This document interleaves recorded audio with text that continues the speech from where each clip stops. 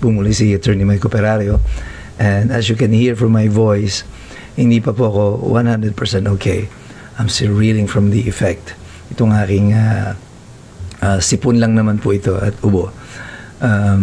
But there are a lot of things that are happening in the country right now that needs to be brought to the attention of the Filipino people ng mas maagang panahon. At kamakailan nga po lamang ay naglabas po ang Pangulo ng tila warning sa mga mamamayan na sinasabi na natatakot siya na baka yung susunod na leader ng ating bansa ay hindi papagpatuloy yung mga bagay na nasimulan niya, yung kanya daw mga legasiya. Anong legasiya? Yan ang pag-uusapan natin sa gabing ito. Ito po muli si Attorney Mike Operario. Mga ilang araw lang nakararaan, naglabas nga po si President Marcos ng kanyang statement na ganito, na natatakot daw siya na baka daw yung susunod na leader ay hindi pagpatuloy yung kanyang mga legasiya na nagawa. Kaya ang tanong ng marami, anong legasiya kaya ang kanyang sinasabi? 4 na taon na siya halos nakaupo sa posisyon. Wala tayong mga flagship projects. No major infrastructure was ever constructed sa kanyang kapanahunan. We have no major economic gains. As a matter of fact, bumabagsak ang ating ekonomiya.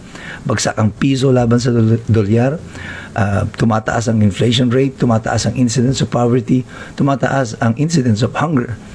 Ang tangi lang pong nadagdagan sa panahon ng kanyang administrasyon ay yung ating utang at yung inflation rate natin na patuloy na tumataas. At ngayon, dahil dito sa krisis sa langis, yung presyo ng langis is now rising beyond our control and probably beyond the capacity of the Filipino people to buy. Baka hindi na natin mabili itong gasolina at krudo na ibebenta ngayon sa merkado. So anong legasiya ang sinasabi ng ating Pangulo? At isa nga sa kaibigan kong abogado at pastor din, ang nag-raise sa akin ng concern ito. Sabi niya, siguro, Pastor Mike, discussin mo ito sa iyong mga vlogs kasi nakakabahala. At tunay naman kasi nakakabahala. Bakit? Because this spreading of fear and warning and rumors of instability and wars is the same strategy that was employed by his father. Yung tatay niya, si Ferdinand Marcos Sr., also did the same. Nung patapos na yung kanyang termino, he was laying the predicate. Sa aming mga abogado, when you are cross-examining a witness, you're setting a trap for him. That's why you lay the predicate for your next questions. Yun po ang tawag dyan, laying the predicate. At itong ating Pangulo appears to be doing the same to us. Lagi nilang ginagawa ito bago sila may gagawing karumal-dumal sa atin. Gagawa sila ng laying the predicate or premise para mangyari ito. At ito na naman, inuulit na naman nila. They are laying the predicate for something to be done to make them stay in power. Kasi sinasabi niya, natatakot sila na yung papalitan niya, hindi tutuloy yung kanyang legasiya. Kahit wala namang legasiya ang pinag-uusapan. So ang legasiya, sinasabi niya rito, yung pananatili sa kapangyarihan.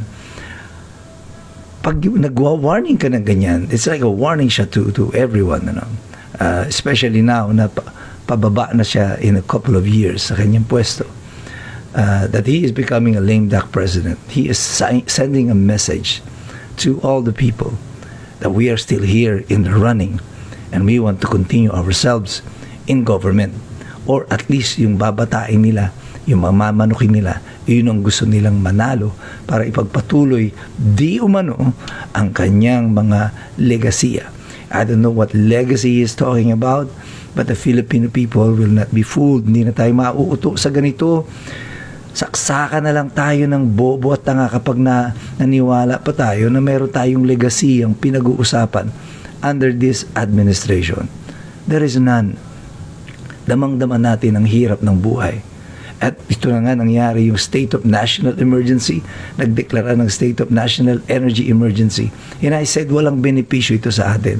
And I was suspecting then, sinabi ko sa previous vlog ko, na baka ang mangyari nito ay magkaroon lang ng katwiran para mag-release ng mga QRF o yung Quick Response Fund or Calamity Fund from the national government to the LGUs. And that's exactly what happened. Recently, there was news na lumabas na ang Malacanang ay nag-order ng release ng 20 billion pesos, 2 billion for fuel subsidy, and 18 billion for, get this, construction projects. Sa panahon ng krisis, construction projects pa rin ang iniisip nila. At alam na ng Pilipino yan, pag may construction project, ang DPWH, may SOP na naman.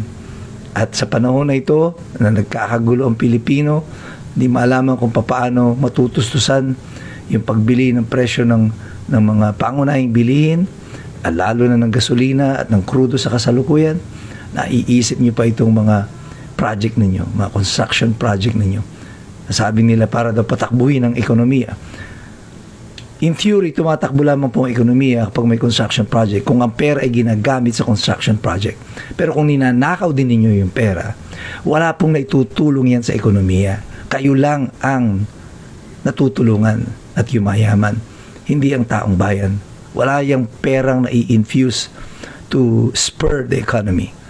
So, if the warning is not really for the protection of the legacy, because there is no legacy to protect, what is the president saying? Many is of the opinion, including me, that this is not about the legacy. This is about making it known to everyone that we intend to remain in power. How it will be done, well, that is up to them. But definitely, judging it from the history of this administration, lahat ng ginagawa nila, they lay it down with may pundasyon sila, may statements, building up a case for themselves. Parang sinapsychologize na tayo na this is a psy-war. Sinasanay na tayo na sa statement na ito na ang mga future na gagawin nila is for the protection of their legacy, hindi ng kanilang mga sarili. They have invented or used this word now, legacy, para depensahan yung pananatili nila sa pwesto. Sinong kanilang magiging manok? Si BBM rin ba uli?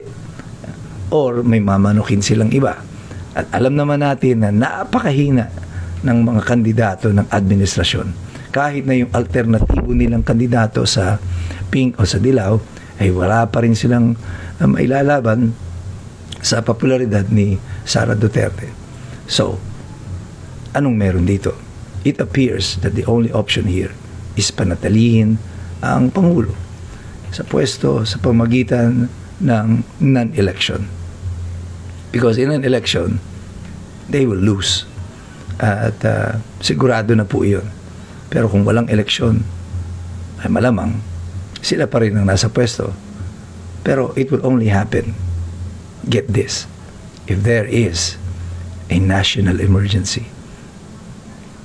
Kung magpapatuloy ang kanya ng sitwasyon, magkaroon ng kaguluhan, they can declare themselves perpetually in power by the use of force upon the people, just the way Marcos Sr. did it, by declaring martial law. Although the Constitution says na mas mahirap magdeklara ng martial law ngayon, you cannot discount the possibility of the intentions, the motives of evil people. Gagawa at gagawa ng paraan. Si Rodrigo Duterte nga, nagawa nila ng paraan na madala sa Hague by violating his rights, the Constitution, the Hague, the Statute of Rome itself, and existing laws in the Philippines.